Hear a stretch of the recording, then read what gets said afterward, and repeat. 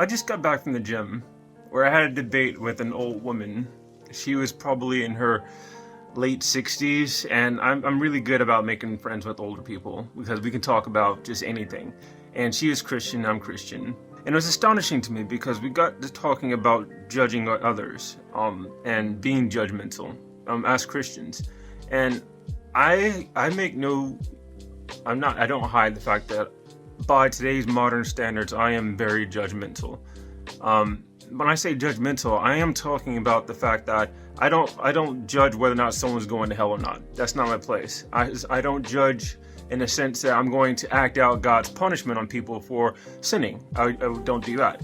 But I am judgmental when it comes to looking at something and just having a brain to say that's right or wrong based on what I've read in the Bible. That type of judgmental or judging is called discerning, and I explained this to her. I said, because we talked about the LGBT, and I said, we love the sinner, but we hate the sin. That's my mentality. I have LGBT friends who are, I can be buddies with them, but I don't condone the behavior. The same with a heterosexual person.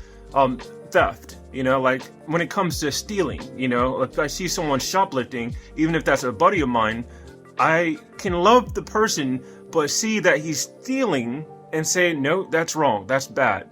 And she basically was like, no, I disagree with that. I think that it's not our place to judge. I'm like, did you not? It was strange. Like, I'm like, are you understanding what I'm saying? I agree with you. It's not our place to judge to say someone's going to hell, but I wanted to ask her, I should have just went straight to the point of, do you believe in right and wrong? It's almost to the point where it's like some Christians, they don't want to read a Bible to find out what's right and wrong. It's very, I think, a convenient and comfortable thing to not know how God feels on certain matters. It's like, no, I don't want to read it. I don't want to hear about it. And then I guess you can claim ignorance and carry that to the grave. What I took away from this is that I, accept myself, and if I am judgmental and that's the thing that keeps me alone and makes me die alone, that's a hill I'm willing to die on. Like, my stubbornness when it comes to this, I'm prepared for that. It's kind of sad.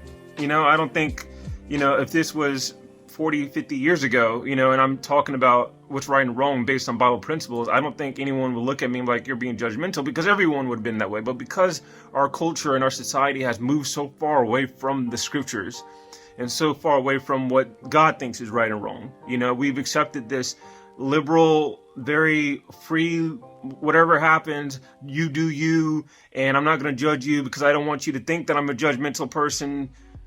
It's so silly, like there's a chapter in Luke where it says that, if you're ashamed of me, I'm going to be ashamed of you. This is Jesus Christ when he comes back in all his glory, and I'm a follower of Christ to the day I die, like Christ is my king.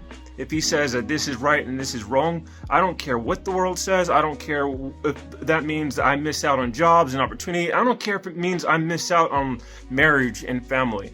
I will die on this hill. Because I believe that's what's the right thing to do. And Jesus Christ died so that I could live. If he can get a nail driven through his hands and strung up on a cross, just so I can have everlasting life because he paid for my sins, then I think I can go 60 or 70 years, 80 years, just dealing with loneliness and dealing with being single and being a bachelor, because my whole generation apparently doesn't like the scriptures or living by the scriptures. I'm not saying everyone, obviously. This is a little bit of frustration I'm venting out. It's just because this woman's really old. This is the first time I heard. No, it's not the first time. I've heard another older person, another Christian, two other older Christians who they kind of got on me and talked about me and kind of made me, belittled me a little bit for being judgmental. And, it's like, oh, well, you seem more rigid in your, ideology of the scriptures. And it's like, I can't be condescending. So you don't want to say, yeah, it's because I read the Bible, like I've read the entire Bible twice now.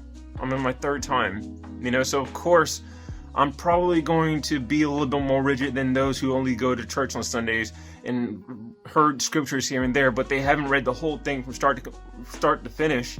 So they don't have the context You know, like this woman literally said, "Oh, I disregard the Old Testament. You know, those are too far." I'm like, she literally said that. I'm like, dude, that's God's character. I mean, you're basically saying, "Oh, I don't care about the Proverbs, Ecclesiastes, the Psalms, David, Moses, Abraham." It's all right.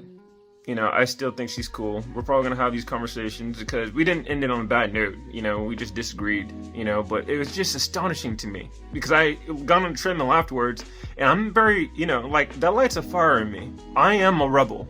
I talked about Brittany Renner in a video where I said that, you know, she's a rebel, you know, when it comes to traditional values. So she, you know, has sex outside of marriage and stepdaddy sees and all that. And I'm like, I'm a rebel too. Like, what's her rebellion getting her? You know, stepdaddies, what's my rebellion getting me? My rebellion from this world is getting me kingdom of heaven, you know, everlasting life. And even if I don't get everlasting life, I know that God's watching. And for me, that is my reward. Just knowing that God's seeing my resistance to this world and knowing that there's a multitude of angels out there, invisible angels who have seen this world from creation, who have seen history from King Henry VIII to Martin Luther to the Civil Rights era to 2022 looking at us now, and they see that there are men and women like me who are married or single, who are raising children, raising families to do what's good in God's eyes, and resisting this messed up, corrupt, wicked world. It is corrupt. It is. You know, to me, my reward is just making them proud, making them smile. Like, yep, do you? You know, yeah. I just had to get that off my chest. It's yeah. All right.